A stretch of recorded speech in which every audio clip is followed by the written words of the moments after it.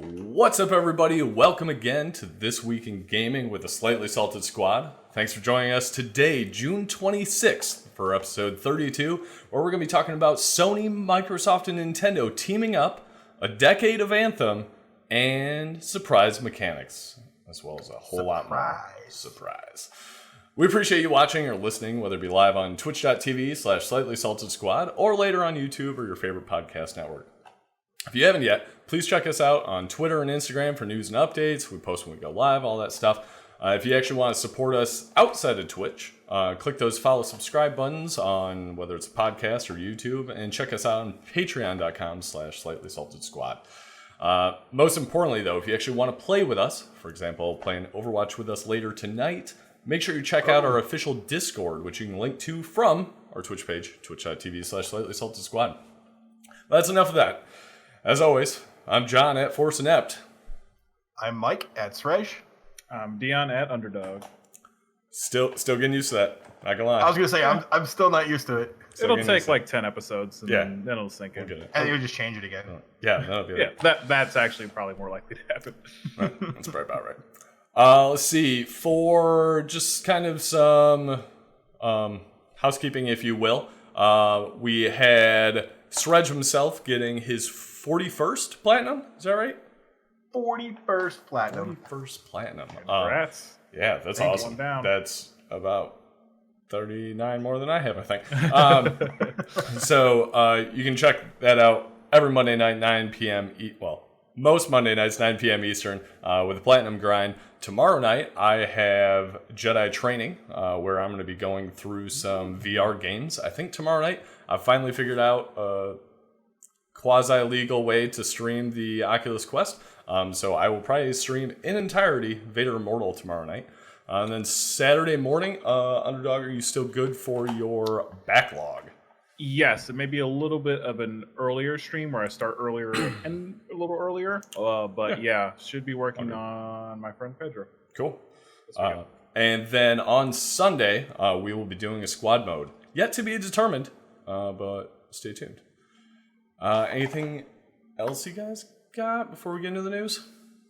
Let's do it. Let's do it. Let's do it.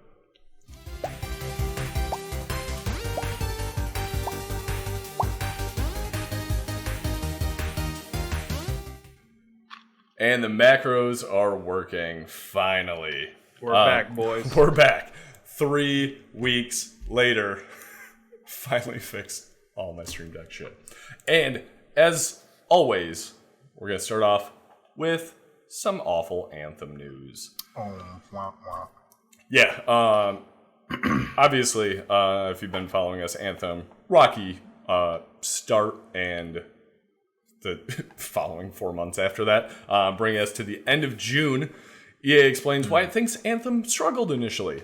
I, first of all, kind of find it interesting to say it's initially. I would say it's still struggling. But if we take a look down, their CEO, EA's CEO, Andrew Wilson, went through and said, "We brought together these two groups of players who were making this emotional value calculation on two different vectors. One was traditional BioWare story-driven content, and the other was this action-adventure type content. About the 30 or 40 hour mark, they really had to come together and start working in on the Elder game. At that point, everyone kind of went, oh, hang on a minute. Now the calculation is off." So they kind of go in, they talk about the differences of BioWare versus a traditional loot shooter. But then he goes in saying, they're committed because, and I'm going to read this verbatim because it's just amazing how many times he says compelling. "If we believed that at the very core of the world wasn't compelling people, if we believed at the very core that the characters weren't compelling for people, or the javelin suits weren't compelling, or traversing the world and participating in the world wasn't compelling, then provided we had made promises to our players, we might not invest further." IP lives for generations and runs in these 7 to 10 year cycles. So if I think about Anthem on a 7 to 10 year cycle, it may not have had the start that many of us wanted, including our players. I feel like the team is really going to get there with something special and something great because they've demonstrated that they can. They think there's a very bright future. 7 to 10 years. I think that's a bit ambitious, especially being where we It's a are little bit in compelling, the if you generation. ask me. It is. I'm compelled. I don't know about you fellas. I am compelled to not play this for the 7 to 10 years. So I mean, maybe around year 4 it'll tighten up. Look, I appreciate the enthusiasm, and if the rest of the organization there has that same sort of like passion and heart and soul for it, and this isn't just lip service, then that's fantastic. This is exactly what we've been talking about. I hope it's not just blowing smoke to squeeze a couple of sales out, which, by the way, on Amazon right now, you can get the PC copy brand new for $20. So if $20 is good enough to put this into your library, then maybe it'll get better in the future. I don't know. I might pick it up for $20. So I have a lot of questions of your perspectives on this. First of all, do you think 7 to 10 years, even if it gets better, that falls, I feel like, into a very small realm of games as a service, as we've seen, and really just traditional MMORPGs that I can think of that last this long. I would say there's World of Warcraft, Star Wars: The Old Republic. EVE Online is actually, I'm not even sure how long EVE Online's been out. Has it been that long? Wow. Since like 2003, dude. Something Oh, okay. So very few games. But yes, it's a very small subsect of a very limited capacity, and those are all. Everything you named is something that we've seen as a more conventional, and actually mainly PC generated MMO type style. 7 to 10 years is you past past usually the typical life cycle of a console generation. So it's really interesting for me to. Yeah, we'll be in next gen, and at that point, potentially at 10 years, looking at whatever the next gen is. Yeah. To be fair, though, it did say the IP. And so maybe it's Anthem 2 or maybe it's an Anthem sequel. Really good point. I don't believe that this Anthem, game specifically will be the one out there. Gotcha. And, you're right maybe about that. Good point. Instead of trying to fix this, they do the Destiny 2 thing and they're just like, fuck it, we're starting over. We'll use the same character assets, but we need to rebuild the mechanics from the ground up or something. But so you guys have played roughly as much as I have, not much. But we played the intros. We played the start of the story. Did you find that compelling? The flight was badass. The story, the environment. Oh, there was story? Environment was nice. Environment was nice. Flying was nice. Everything else is forgettable. It honestly is. Yeah, the environments looked beautiful, but there wasn't much. At least what we saw, right? It was like a couple of caves and whatever. But to Mike's point, I mean, if they, I think that an oversaturation of the site, just let it die. Don't put it in iron lung for 7 years.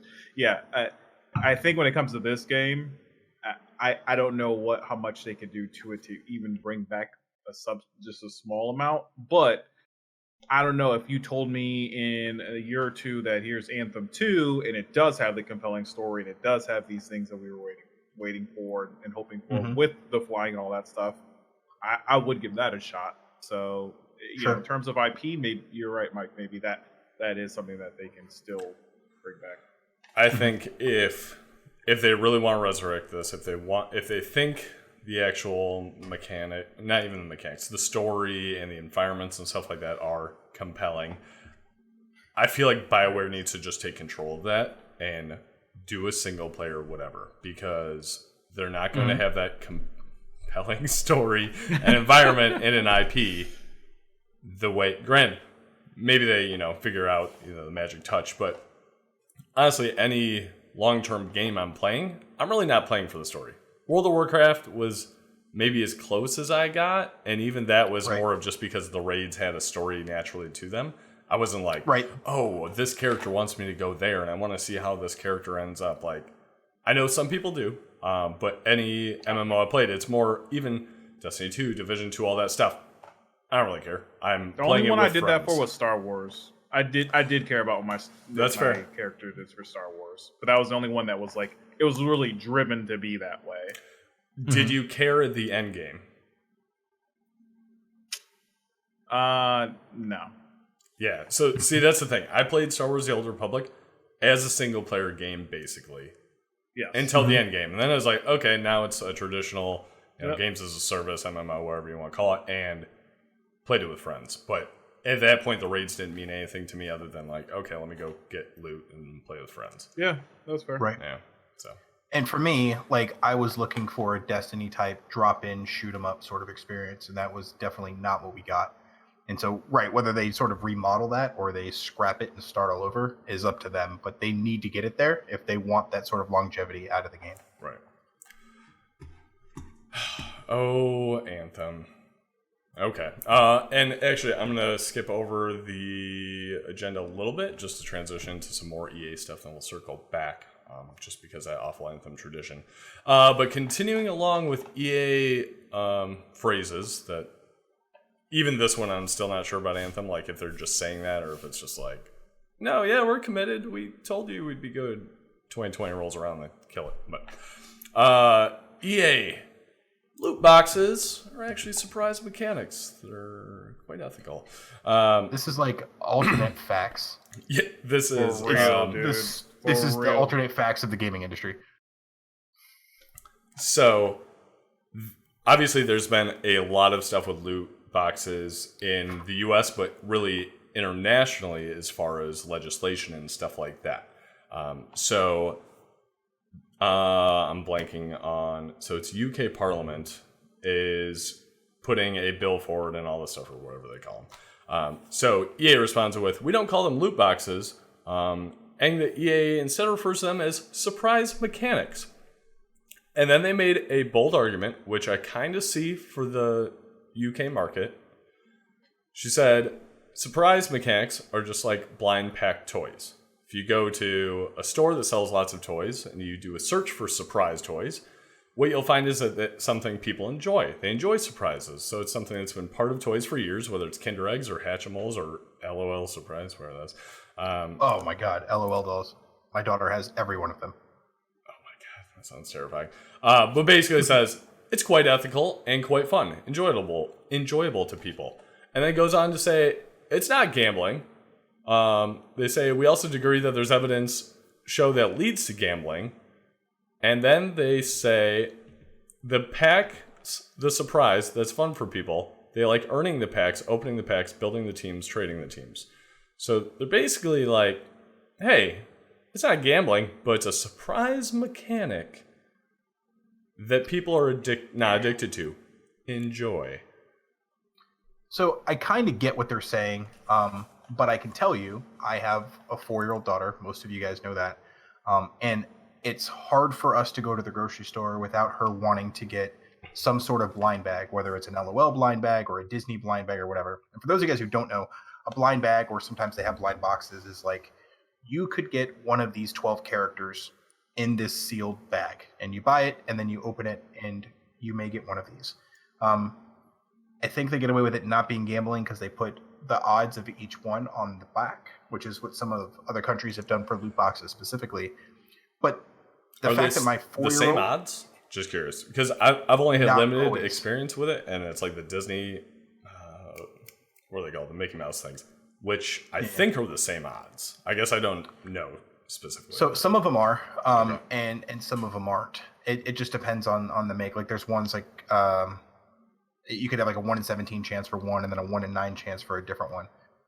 And LOL dolls are very much like that, right? LOL dolls, there's probably 40 or 50 different combinations. Wow. And she buys these little balls and she opens up the ball. They're like $4 and then there's one of the toys in there. And it comes with like a random accessory and a random article of clothing and then one random doll.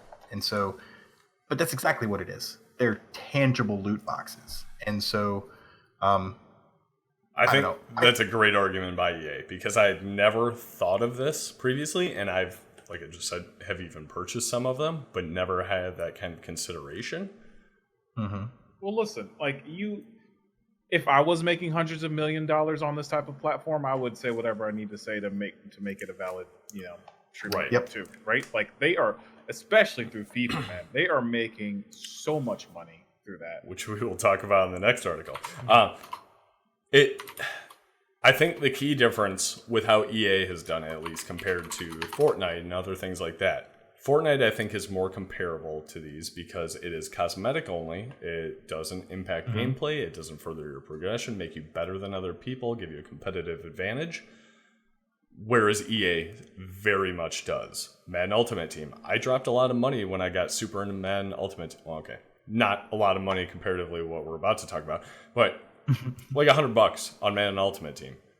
Because I had that urge to get that better Ultimate Team. And I was slowly getting them, but it wasn't as quick as possible. And it was fun opening the packs. I watch YouTubers, spend $1,000 and open them up all on stream and all that stuff. And it very much was gambling. As far as me being as a legal adult that can gamble and enjoy gambling, it is very much that. It is. Whereas cosmetics, whole different story. I get that there's a random chance, but it's not that there's not an underlying competitive advantage to that gambling. There's not that payoff, if you will. But there is. There's not a like a strategic advantage, right? But you still are spending time or energy or money in hopes of getting something, right? The whole argument here is that if I'm giving EA $5, I should be able to dictate what I get with that $5. And you don't have that option. You pay $5 for a chance to get something else. That's gambling. I buy a $1 lottery ticket to hope to win $20. You know what I'm saying? Yeah. That's their argument. And whether it's a customizable skin or it's a brand new weapon, it's the same thing. Gotcha. Yeah, that's fair. Yeah, I like the way that Destiny does it with their engrams, because you can pay for silver and you could buy the engrams, but you also get them just for playing, right? Not a whole lot of games do that. I think Overwatch does if you complete certain challenges or whatever. Yep. So that kind of stuff, right? That's what I enjoy. So I'll play through, I'll level up, whatever. I get an engram, sweet. I'll get to open it, and it's not a big deal. But paying for a Madden team or paying to hope to get the character that you want from Madden, right, that's straight up gambling. Yep.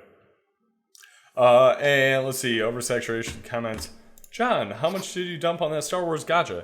I didn't know what that was, so I just Googled it, and now I kind of want some of it. I'd never seen those before, and they're... Oh, what have you done? Pretty cool. But no, I am blanking on the term. The Star Wars Disney figurines where Mickey Mouse is the canvas type thing, and they have different designs on. There's a Star Wars collection. It's a random collection, surprise box thing. I've gotten quite a few of those. I wasn't ever I need to have every set of them, but I thought they were cool, and for sure wanted some over the other, like Boba Fett. I was super psyched when I got them. But it was a brief compulsion type thing. And it's crazy how they get you. And thanks to other UK laws like GDPR, you can see how much they got you. FIFA player, it is a transition of EA proportions. FIFA player uses GDPR to find out everything EA has on him, realizes he spent over $10,000 in 2 years on the Ultimate Team. What? He's 32 years old, and he spent $10,000. I feel guilty for $100, 1% of that.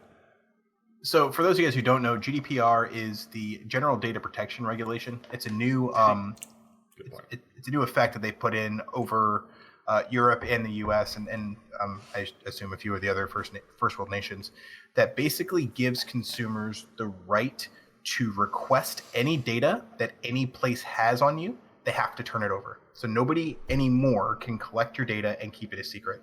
They've also tightened up the regulations on what they can store and what they can't store. So for instance, it should have been as simple as reaching out to EA and saying, hey, my name is Mike and I want this information, and they have to give it to you. Yep. So a little bit of homework for you guys. Maybe reach out to PlayStation, see what you spent. Oh, no, hard pass. Steam. That would be the one I don't want to see, actually. Oh, man. We'll talk about it later. GDPR is, Fair. I'm glad you explained that because I do kind of take that for granted as far as what we deal with it at our work. There are very hefty fines, like 4% of your income can be a fine. Like, it's crazy intense. In the US, I feel like it's probably a little more lax. In the UK, though, it is very strict. And it's interesting, the data they collect, it wasn't just like how much he bought, but I have an image here of just a sample of the data that they had. Games played, which clearly doesn't seem accurate, but own goals, average goals per game, possession. So possession counts, which is crazy. So 26,000 possessions for this guy. Shots for, shots on goal. He's had 40 own goals, so clearly he's not very good at this game. That's probably why you need to spend $10,000 on it. But yeah. Woo. Savage. Oversaturation, $10,000. Probably didn't get the team he wanted. Because no, it feels a little light. the thing with Madden Ultimate Team is they start you in the season and your players are like, the top players are like 80, low 90 ranks. And then as the season progresses, they release new characters with higher abilities to further encourage you to get new characters and spend more money and stuff like that. So that's how they get And this is just 2018. When you get to 2019 game or the 2020 FIFA, yeah, these characters don't transfer. all over again. Start all over. This is stupid. If you do this, you're stupid. I need you guys to know that. That's on record. Don't do this. But it's so fun and addicting. No. But agreed, it's stupid. This is a dumb thing to do. Most fun and addicting things are stupid. It's one thing like gambling on sports where you have a chance to get a return on investment. There's no return on this. Hey, I can trash talk 12-year-olds. Yeah, they're going to rage quit when your team just fucking steamrolls them anyway. You're not even going to get to play. That's true. I've rage quit that game a lot. Okay. EA sucks. We got that. Let's go into good EA news. Well, not really EA news, but like Respawn Entertainment news. 26 minutes of Star Wars Jedi Fallen Order has been released. So, if you watched our E3 coverage, we talked, I would say, a fair amount about Jedi Fallen Order during the EA Play event. They showed about I think it was like a 12-minute playthrough of Jedi Fallen Order. It got a lot of hype around it. I was super excited for it, although a fair amount of criticism as well. It felt like a very linear game, more like Uncharted. Not a bad thing, but more like Uncharted. The enemies looked pretty dumb. And they did say during the EA Play event that it was a very skilled player playing it, but it looked like combat was very easy and maybe could be seen as repetitive. So EA, I'm not sure if it was because of outcry or if it was planned release, whatever it was, released the 26-minute demo, which honestly I think they should have just showed at EA Play, of Jedi Fallen Order. So there's a lot of overlap with it, but it does show a lot more open worldness to it. They show a scene, let's see if I can get to it, where there's like a starship and you're talking to player or NPCs, and there's a scene where you go in and you have like the holotable right here where you can see different planets you can go to. So from the descriptions of what people are saying from discussions, it is a very much, you can go to different worlds, you don't need to do a linear path and things like that. So it does seem a lot more expansive of a game, which kind of raises the question of like why they didn't talk about that more. But the combat looks a lot more thoughtful, I'll say, because you are blocking with your lightsaber a lot against the Purge Troopers, I think they're called. They're the troopers they show that are not the Inquisitors, but like come in before the Inquisitors. It's got this mix of like Dark Souls or anything like that, where you kind of have your lock on a singular character and kind of, do your blocking and do your attacks against, formidable enemies. I mean, it's cool. I'm glad that they finally showed this. They should have showed it before. I think they've heard that a lot, though. This is probably why they released it, to be like, hey, look, we're not just as linear as you thought we were. I'm still hyped for it. I'm excited about it, and I'm happy to hear that there's more there than just a straight linear game. Yeah, I having seen this, I really wish they would have spent more time on it. So I was at Star Wars Celebration when they kind of showed the first trailer for it and stuff like that, and it was really cool, but they didn't really give us a lot of information in the panel. It was a lot of, we wish we could tell you, we can't tell you anything type situation. For EA Play, though, I get that they dedicate a half an hour to like each game they talked about, but this being really the, not new IP, but new game for them, from what they were talking about, I feel like they should have used a full hour, showed the full 26-minute gameplay, talked about more of the mechanics and stuff like that. Because November 15th really isn't that far away, especially when you compare it to all the other E3 news, which is, it's 2020. So, yep. Yeah, I don't know. I'm excited about it. Yeah, for sure. I just kind of want to keep watching it because like these flame troopers look badass. And this dude's clearly getting lit on fire, and mechanics are difficult and stuff like that. So, very excited for it. So, good on you, Respawn Entertainment. Don't let EA ruin you with loot boxes and stuff like that. Don't mess it up. Let's see. Going back a story, to switch back, not that you guys necessarily know that. Final Fantasy VII Remake. So, more news coming out about that out of E3. Lots of interviews and hands-on discussions about it. Kind of more and more coming out on that. The Nomura, I believe is his name, was interviewed and talked about how there's going to be new materia in the game because obviously there is no random encounters. It is all on Midgar, so there's obviously different pacing and things like that. So there'll be new materia and the removal of some old materia. Sure. Imagining probably the kind of weird materias like avoid encounters and some of the weird little support materia, the yellow ones. You guys remember those? Nobody builds support characters. Nobody. You're dumb. Don't build support characters. This was my main character for Cloud. All the health, all the counterattack, all the cover attack, all the strength, and Mug. And that was pretty much all he did. He could like one-shot everybody and steal from them at the same time. And take all their stuff. It was great. That's amazing. Everybody just hit him, and he just kept dealing damage. It was great. So it's my favorite way to play. But yeah, so Final Fantasy VII Remake, just more news coming out about that. Lots of hands-on discussions I've heard from people that aren't Final Fantasy VII fans that are actually interested in the game after having played it and watched it played on the game floor, as far as just the mechanics and how polished it looks. So I am super encouraged by that and can't wait to hear more. March 3rd's a long ways away, though. It is so far away. So far away. Let's see. Moving on.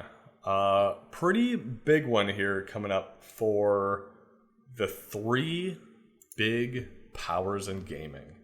Sony, Microsoft, and Nintendo are coming out against the tariffs on gaming consoles. So, to be honest, I don't follow a lot of politics unless it's gaming related.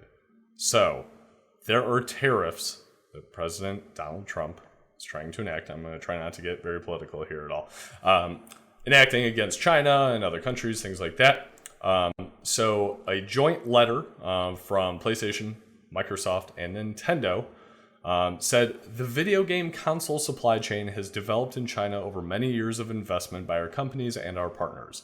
It would cause significant supply chain disruption to shift sourcing entirely to the United States or a third country, and it would increase costs even beyond the cost of the proposed tariffs on products that are already manufactured under tight margin conditions. Each video game console comprises dozens of complex components sourced from multiple countries. A change in even a single supplier must be vetted carefully to mitigate risks of product quality, unreliability, and consumer safety issues.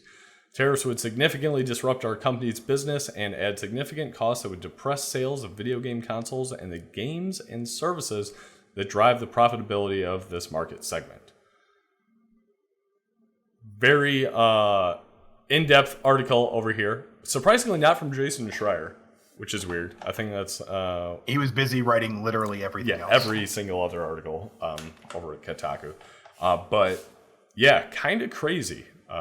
We reported, I think it was more of like the end of last year, but about Tencent and how they're just this mega corporation out of China that have kind of their fingers in everything in gaming, and how their stocks were diving, and that kind of suppressed some of the video game market. This, however, sounds like it could be substantial. So go ahead. Yeah, I was just gonna say that big stuff like this, what a lot of people don't, well, most people should realize by now that like if the companies are gonna have to pay that, what they end up doing is offsetting that to the consumers, right? So at the end of the day, that hurts us. That means our next gen consoles could be $100 plus more. Our games, and that's the whole thing, right? Games are $60, and they still have been $60. What's going to happen now? You're going to have to pay $80 for a game. Yeah, I think this is interesting for somebody like Stadia, right? Because they are very noticeably absent on here. Yep.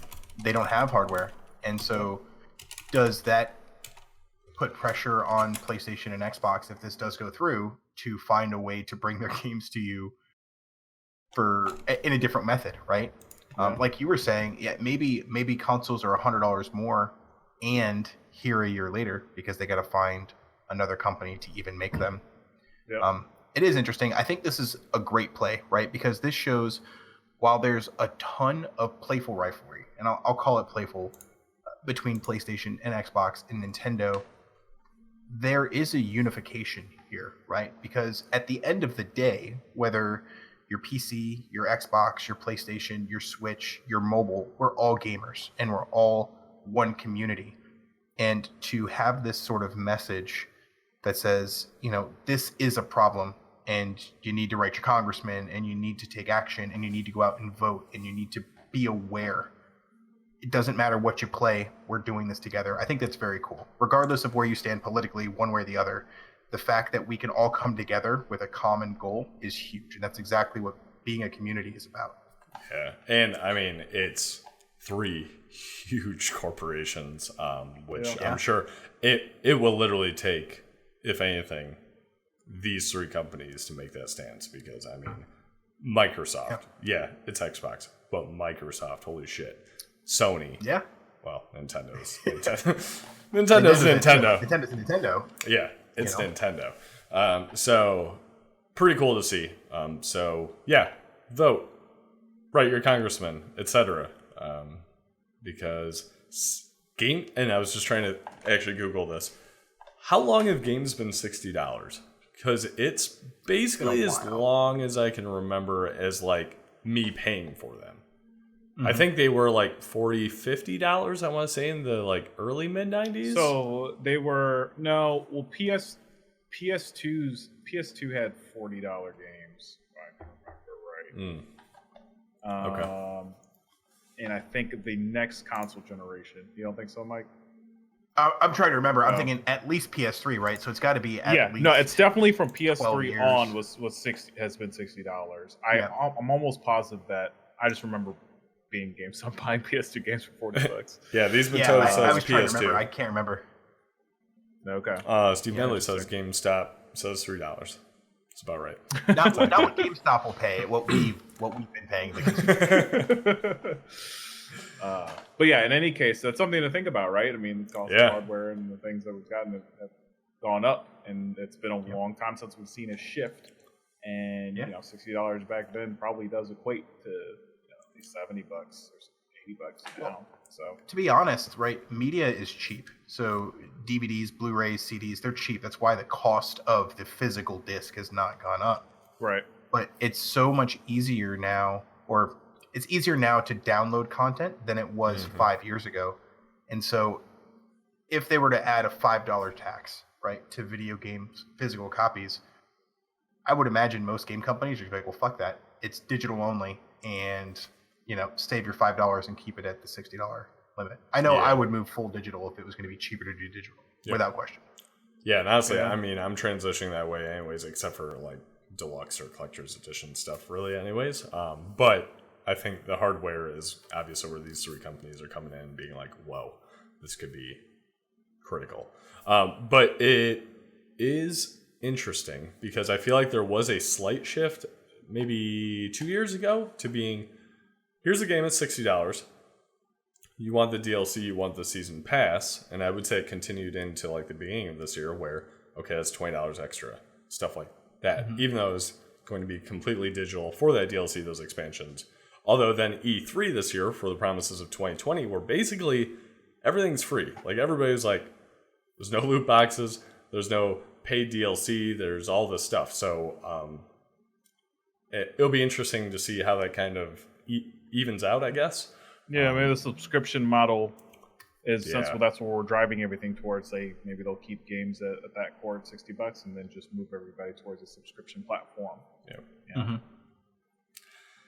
Be interesting to see. Yeah, like especially with the infrastructure that's going in now. Like there are other options now than making everybody pay for new hardware. Yeah, exactly. Speaking of DLC that's free, Assassin's Creed. This actually did get announced at E3, but we really didn't talk about it. I actually got an email reminder about it, and have been playing Assassin's Creed Odyssey.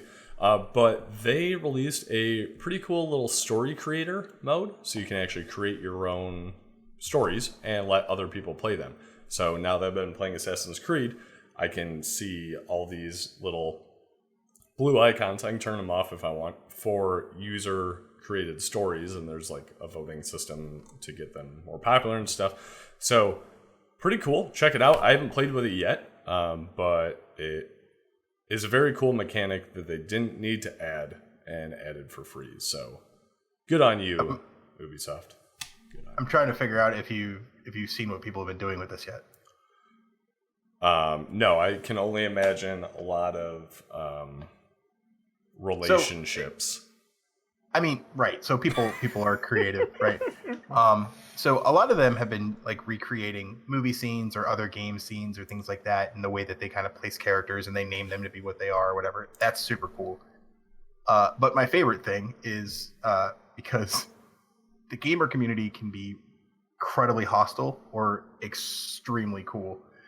They have these stories that are like, kill X person, and it'll have a bunch of experience as a reward. And you'll see like playtime, 0 minutes, 0 seconds. Like, what the hell is that about? You'll go in and they'll spawn you and like an army of people on your side, and then like an enemy. And the whole army of yours will just kill the enemy, and you just get waves of experience. And it's like, you want to play it again? You just do it. People are power leveling an immense amount before they actually start their games. I kind of assume that, and that is actually why I've explicitly avoided them, because I'm in that end game and I'm kind of at that grinding portion, but I don't want to cheese it. And that was my first worry, because I don't know how the XP granting works and all that stuff. And I was like, I don't want to go in there and get like 3 levels or something like that. That'd be horrible. That'd be awful. Why would you? Yeah, terrible. Mike, I'm sure you haven't done that. I haven't actually. I haven't yet. But only because I've not actually found any of these yet. I've been looking. Oh, really? But I've not found any yet. Yeah. Okay. I wonder, maybe it unlocks a certain level or something. But maybe. Yeah. I'm level 15 or 16 now, so not like terribly far in, but a few hours. Cool. But yeah, good on them. I totally understand why they're not doing another Assassin's Creed this year, and they're supporting this game very well, in my opinion. So. Yeah. Let's see. How did you guys think PlayStation did at E3 about all those cool games they have coming out?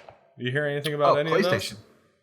I didn't have a single bad thing to say about PlayStation's conference at E3. Not a single thing. Not a single bad thing. Did you remember Control is coming out? Because I didn't. Control is coming out in August 27th. What? Totally forgot about that. John, I think this game's gonna be meh. I don't know. Really? Okay. So this was actually at E3. You could go play it hands on. It wasn't obviously a Sony booth or anything like that. It was at Remedy's booth. Everybody saying it played very similar to Alan Wake and Quantum Break, more like Quantum Break, I guess. I unfortunately have played neither of them. They said the mechanics are very fast-paced and the story is very confusing.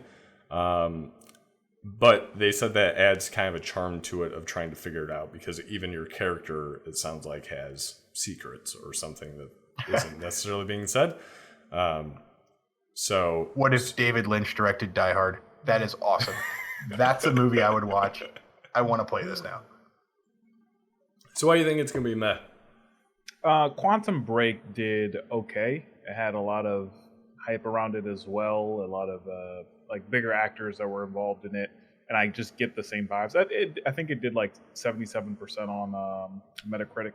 Okay. And that's what I think this game will be. I don't think it'll be a bad game, but just based off of the footage I see, I think some of the cool like animations and physics look awesome, but at the same time, I don't think that this is going to bring in something that's game changing. So I think it'll just be one of those okay games that you'll pick up, you'll play, and then you move on. So nothing wrong with that. It's just not. It's not gonna. I don't think it's gonna take you to the next level personally. Gotcha. Okay. Yeah, I mean, I'm very interested. I didn't play either one of them. I've always heard good things about them, but I completely missed all the hype around them. And was like, I heard about them after the fact as almost kind of like one of those cult movie type scenarios. I did like Alan Wake. That was a lot of fun. Yeah? Okay. Maybe I should check those out at some point. I think they're on Game Pass, actually, so I probably should. Yeah, I'm sure they are. But the mechanics of this having, kind of force powers, there's like ghosts in it.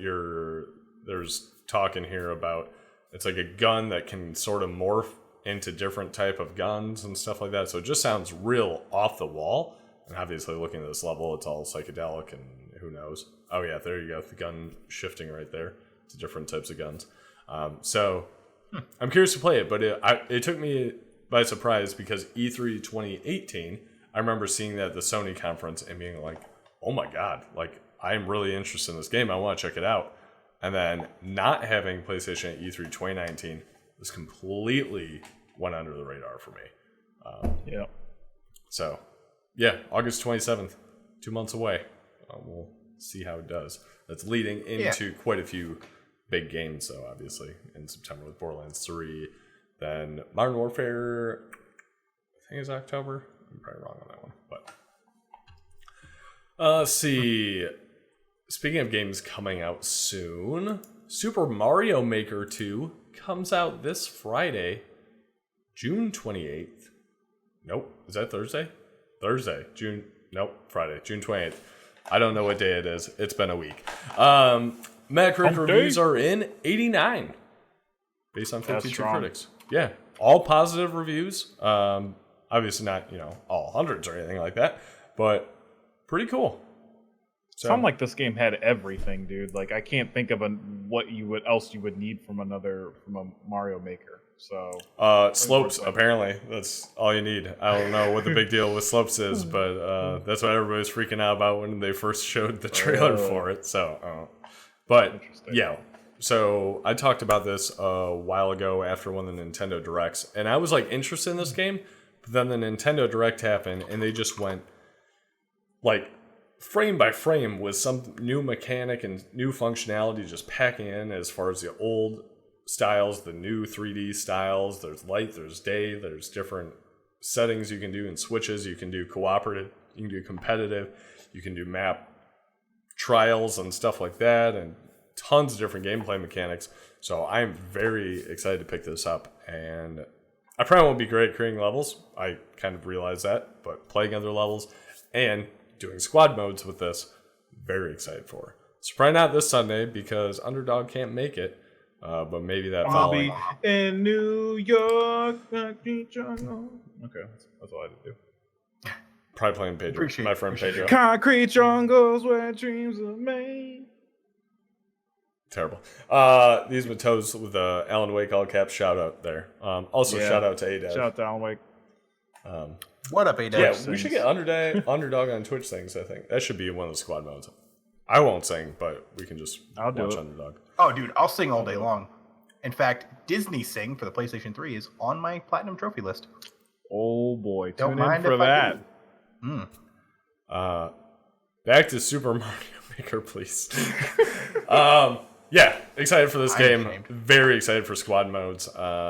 Still need to figure out how we're going to do that, but I think us creating levels and making each other go through them would be pretty cool. I'm not sure how we'll actually figure that out, but so far, #1 best Switch game of 2019 on Metacritic. So there you go. Not many other major Switch games so far. But I bet you will be able to, I think it'll probably be fun to download, top downloaded, like difficult maps and see who can beat the map. Oh yeah. Playing through the story, which is just like a few hours long. They said it's more of like a pseudo tutorial, but story to teach you how to make maps and stuff like that. But give you a little Mario story too. So pretty excited for that. Should be good. Cool. More Nintendo news. I know at E3 we talked about how Just Dance 2019 is coming to the Nintendo Wii. Another blast from the past. The Wii U just got an update. Interesting. Why? What dozen people not even a dozen people that own a Wii U, and maybe the one person that actually still plays it is like, you know what? I really need a system update.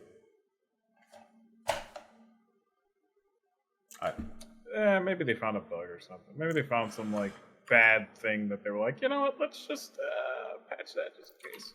The last update, I forgot, was September 2018, so not too long ago.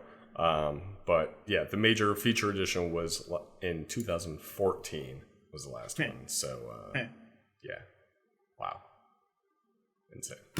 So threw that in there. I found that funny. Also, they put AD, which that kind of bothers me. It's really CE. Come on, guys, get with it. It's Common Era, not After Death. Continuing on. That's not funny, John. That's not funny, though. Also, it's Anno Domania. Woo! It should be Common Era and before Common Era. Common Era. Come on, guys. History standards here. Maybe we should have a history debate. We should do that. No. Okay. Spider-Man Far From Home VR just got released for free. You got what's his name? Tom Middleton? What's his name? Good job. His name is Spider-Man. Whatever his name is. Parker. Peter Parker playing new VR, kind of experience, if you will, released for the upcoming movie. It's on Rift Vive and PlayStation VR. You gonna try that out? I honestly don't know because the mechanics of that look all over the place and feel like you'd be super nauseous. Yeah, it looks kind of shitty, but I think you should. I'm nauseous. Yeah, I mean, I'll probably check it out for VR training. Play it and give us your review. Yes. Okay, maybe I'll do that. It looks like it's probably 10 minutes long, so I could probably do that. And Vader Immortal tomorrow night. It's free, John. I don't understand why. Yeah. I mean, there's a lot of free VR games. They're all shitty. Yeah, Peter Parker. Yeah. Shitty. Also, that's shitty. Tom Holland. Tom Hiddleston plays Loki. Oh, that's right. Tom, whatever. Damn it. I don't know my character. That's okay. You don't know his net worth is 40 times what yours is, so you can say whatever you want. It's a lot more than 40 times. And that's why we like to highlight free things. Next up for free things, free Cyberpunk 2077 PS4 theme. Together. That was good. Trying. So you can check this out on PlayStation Network right now for free. So you can look at this lovely theme for the next 9 months.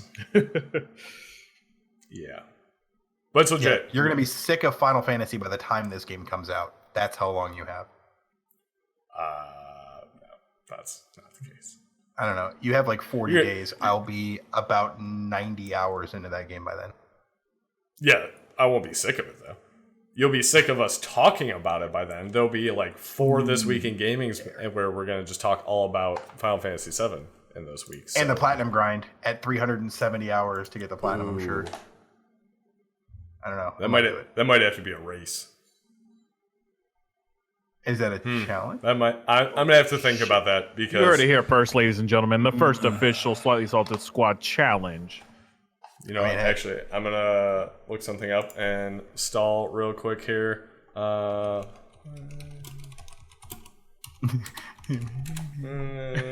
not to say. Oh no! What just happened? My TV turned off. That was weird. This might need to be what we're playing for. That's a terrible image quality. I'm sorry. Wow. That was a quick Google. God, I'm really glad that. Quick Google. A PlayStation trophy mug. I would love one. Thank you, John. Let's do it. Let's see. Okay. Huh. You guys won't even enjoy it. You're gonna be too busy, like speeding through the damn game. It's true. You shut your mouth. I got the platinum in Final Fantasy 15. Took me about 50 hours. I got nothing but time. Turns out I will hate family. Hate Final Fantasy 7 after that. Yeah. But yeah. So as I was saying, free Cyberpunk theme, and then we definitely went off on a tangent for as we do that. Continuing with PlayStation though, PlayStation Plus free games for July release. Unfortunately, Pro Evolution Soccer 2019. Just in time for the end of the Women's World Cup. So if you're a soccer fan or football fan, maybe you knew that was going on. 2019, and we have like the World Cup and then the Women's World Cup. Like, can we just be more politically correct? Like, why do they have to be different? No. Because the men cry more. And then the other free game is Horizon Chase Turbo. I'm not going to lie. When I saw Horizon, I was like, oh, Horizon Zero Dawn. Because I sold my copy from my Vive. I was so disappointed when it wasn't that. Yep. Wasn't that.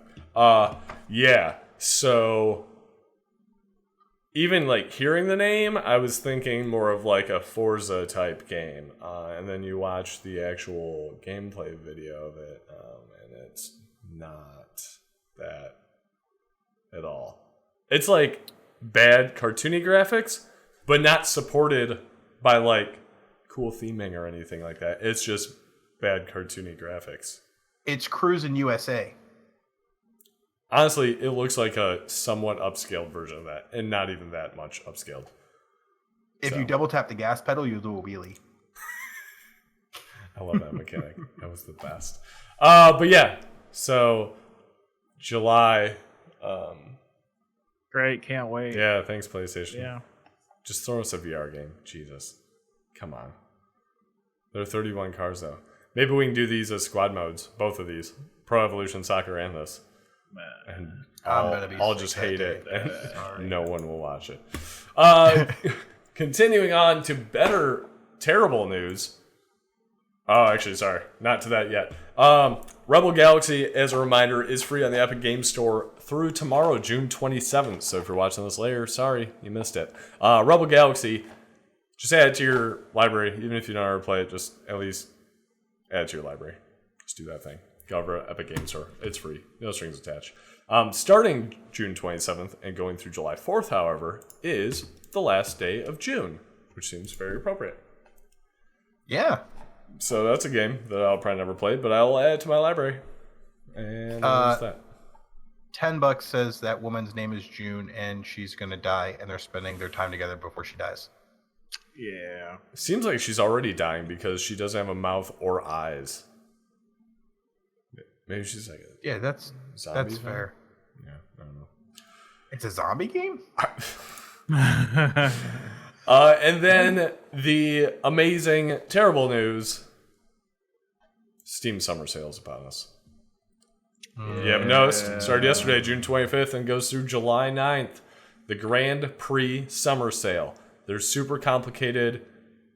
Well, okay, this is very quickly me glancing at it because I bought 6 copies of Fantasy Grounds for a group I play D&D with who is set on playing that on Fantasy Grounds. So it went through me and they paid me all that stuff. But I got a lot of points for the Steam Summer Sale and I don't know what to do with them yet. There's different teams. You choose different animal-based teams. Maybe I'll just pull it up right here. Let's see. Why is Steam always so weird about loading? There's a new UI they're demoing. Or you can start doing the beta, which actually looks very clean. So I'm pretty excited about that. It feels more like the Epic Game Store or the Origin Game Store. Like it's more modern. Very much. So yeah, you pick these different teams. The Corgi is in a solid lead. I picked the rabbit, even knowing the Corgi was out front, I feel like that was a poor choice. You're a fire rabbit. Yep, I'm a fire rabbit. So, like, you got boosts, and you got things. You can, like, attack people. Oh, man, there's, like, points and everything. Yeah. This is cool. Like, you just keep scrolling and scrolling and scrolling, so there's different quests and all this stuff. Like, Steam, I know you do some cool stuff for your summer sales. Like, there you had the alien invasion thing over the winter, I think it was. I don't know when it was. But, like, make some video games, please, rather than investing so much time on your summer sale convoluted marketing things. Because, damn, no one cares about these trophies. That is all. That's my speech on that. Good speech. Good speech. Yeah, that's about all I got. Yeah, there's a lot of games out there, though. Yeah, some good discounts. So many games. Even on some actually major titles. Let me pull it back up. I'm blanking on the name of it. Resident Evil 2 and Sekiro's discounted too. That wasn't the one I was thinking of. Far Cry. No. Far Cry New Dawn's $20. Damn it. I don't know. There's a lot. No, yeah. There's a lot. So, fair warning, if you go on Steam, probably plan on spending some money. I actually might check out Far Cry New Dawn, because I have wanted to play that. And it's 50% off. So, there you go. Resident Evil 2. Right. We broke. Yeah. Resident Evil 2 I'd like to play, but I'm a big baby. So, I'll just watch speedrunning on that for games done quick, which actually was last night. So, I need to watch a replay of that. So, there you go. Oh, side note. Did you guys know Zelda the Minish Cap was a Zelda video game? Have you ever heard of that? Minish Cap? Absolutely. You put it on your head and you got small and there's like the little duck thing on top. Yeah. I somehow have never heard of that. Yeah, game John, at absolutely. You idiot. It came out before Ghost Train. Yeah, bro. Duh. Or Ghost Railway or whatever the hell it was. Yeah, that one. Deion knows what I'm talking about. Yeah. This guy knows. Yeah, totally. Totally knows. Totally gets it. But yeah, that brings us to our what are we playing? So chat, let us know what you're playing. Mike, what are you playing? I loosely know what you were playing. Yeah, so Monday night, for those of you guys who joined me, we, as a community, got the 41st Platinum for Days Gone. Really cool, actually. So when I beat the game for Days Gone, they sent me a free avatar, they being PlayStation. That's cool. And then when I got the Platinum, they sent me a free theme. So pretty neat. Thank you, PlayStation, for recognizing my accomplishments. I'm still bitter I don't have my PlayStation 1, my Spider-Man one. I didn't get the Spider-Man or the God of War one. You had to turn on marketing emails, and I had them off. Yep. So upset. Yep. Also, there was a Horizon Zero Dawn one, too, that I didn't get. Freaking dynamic theme. Anyway, I digress. So I wrapped that stuff up. Monday coming up, so before our next This Week in Gaming, I will be starting the last chapter of The Walking Dead. Let's wrap up the story with Clementine. I think it's only 3 chapters, where most of them have been 5. This one is interesting, though. There's actually collectibles in this one, and there's like 33 missable trophies, which in the past they've sort of been like, follow the story, make whatever decisions you want. You kind of got those gimme trophies. So it'll be interesting, and I'll probably be doing some clever saving and going back and collecting all the trophies. So if you guys want to check out that story, please join me Monday night, 9 o'clock, and we'll go through that story together. In the meantime, I've been working on Assassin's Creed Odyssey. When I get to a more badass part of the story where you guys actually see some pretty cool stuff, I'll start streaming that one as well, likely after The Walking Dead. But that'll be probably my 43rd Platinum. And then, because I have the digital copy of Assassin's Creed, and all of my physical games have been completed, except for Red Dead. Red Dead actually went back into my PlayStation. I haven't turned it back on yet, but I will be getting warmed up on that because I have not forgotten about that Platinum, and I am going to go back and finish that one up as well. So, lots in the chute. But I'm not really super excited about anything else coming out the rest of the year, so I feel like I have enough runway to get through that stuff. Cool. Yeah. Let's see. These Matos RE2 because John is soft. Yeah, that's about right. Yeah, got him. Soft.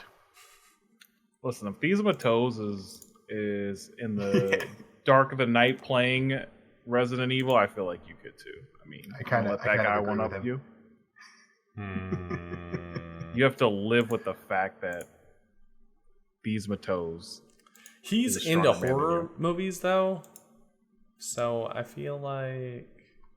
Yeah. Also, though, it turns out he's not a complete bitch. So I don't know if that was something you're interested in. Oh damn!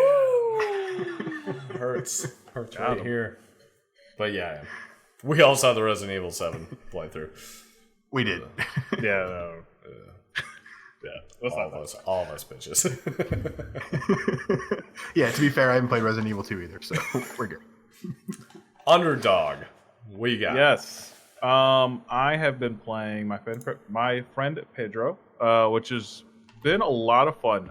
So I did that on my backlog grind, even though that was kind of like a last minute to the backlog. Yeah, that was like definitely front log. Log. Hey, it's still on I bought it, and once I bought it, it moved to the backlog, and then I just put it to the highest priority. Yeah, his backlog is a stack. You see things go on top, and then he's got to pull those things back off. Exactly. No, but that's a lot. That's a lot of fun. So I've been going through that. I'm definitely gonna beat that one. So I think it only had 6 hours of like total overall gameplay. You can repeat the levels and all that stuff and try to get, the highest ranking. But yeah, so I've been playing through that one. Since I'm going to New York, I definitely wanted to get a couple Switch games. So my plan was to get Katana Zero because that's been on my list for a while. Nice. And then while I was at it, I thought I would just pick up Final Fantasy VII for Switch and play through that because I haven't played that in a long time. Hell yeah. I still haven't. Actually, just kidding. I did buy that. I was about to say, what? Yeah. I've been... Oh, wait. Sorry. You have anything else? Yeah, before I automatically transition. I just want to call out that These Matos says he pees a little when he plays Resident Evil. No, I think he just pees a little whenever he plays video games. Oh, you think that was like an independent statement? Things. You think he was just saying I think it's just a statement. He just says I pee a little, just in general. Knowing These Matos, that's probably accurate. I just pee a little. At a time because he's a really old man, so he's going to the bathroom a lot. Oh, he pees like a little bit. A little. A lot of times, just a little at a time. A little at a time. Right. Small servings. Glad we spoke about this. Yeah, we got that covered there. Let's see. Playing Assassin's Creed Odyssey. I am into the end game, kind of at a grind portion right now. Before I get into some of I think it's a lead into the DLC. I think it's still part of the main game technically right now, but I don't want to say what it is because of spoilers and all that. But just having a blast with it. Don't spoil it. Not spoiling anything. Very conscious of that. Enjoying all of it. The side quests and stuff. Yeah, side quests are amazing too. So just the little kind of mini arcs that you go through are just all top notch. Let's see, playing some Final Fantasy 9 more so at night. Played a little bit of my friend Pedro, which is a lot of fun. And then I'm in a weird thing with PC right now where I don't have my kind of go-to game. So I've actually been playing EVE Online, which I had briefly tried years ago, and it was super complicated and it was intimidating. Still is intimidating, but I was kind of like real quick out the door on that one. This one I got because there's a Twitch Prime bundle for it, so you can get a ship and some stuff. If you don't know, Twitch Prime is what you can get if you have Amazon Prime, you got Twitch Prime for free. You get free games, you get free like content stuff, like Dauntless has one too, I just saw. Also, you get a free sub for the Twitch community, so you can give that sub to us because I just told you about it, so you're welcome. Otherwise, Amazon just keeps more money. Otherwise, if you really hate us and don't want us to succeed, you can give it to somebody else in the community. Like Games Done Quick. They're doing that this week. They're amazing. You should definitely check them out. They're super cool. Definitely a valid one to give to. I think they're going through next Saturday, by the way. So definitely check them out. Yeah, so EVE Online. It's been more one of those games where I'll just like put on music. I'll kind of be multitasking type stuff. But they've made it a lot more approachable, especially for the tutorials, because it's more of like clicking things, not pulling out star charts and mapping courses and stuff like that. It's a lot more guided, I will say. There's still spreadsheet mechanics and stuff like that, but it's a lot more approachable. So just kind of playing that until find something new or old to kind of hook me into. Very shortly, we're going to be playing some Overwatch here, so stick around for that. If you want to play. Hop in the Discord, let us know. And maybe Destiny 2 coming up. So gonna give that the old college try again because there's been significant amount of updates on that, and from what I hear, it has gotten much better. Whereas previously, I kind of got bored at the end game type stuff. Yeah, I think that's about it. I'm kind of all over the place on the games right now, but just kind of little bits here and there. Anything else you guys got before we jump over into Overwatch? I got nothing. No. Cool. Okay. Man. Well, thanks again for watching, guys. We always appreciate it, whether you watched us live at twitch.tv/SlightlySaltySquad, YouTube, or you're listening on your favorite podcast network. So thank you, as always. And until next time, we love you. Stay salted. Bye. Bye, guys.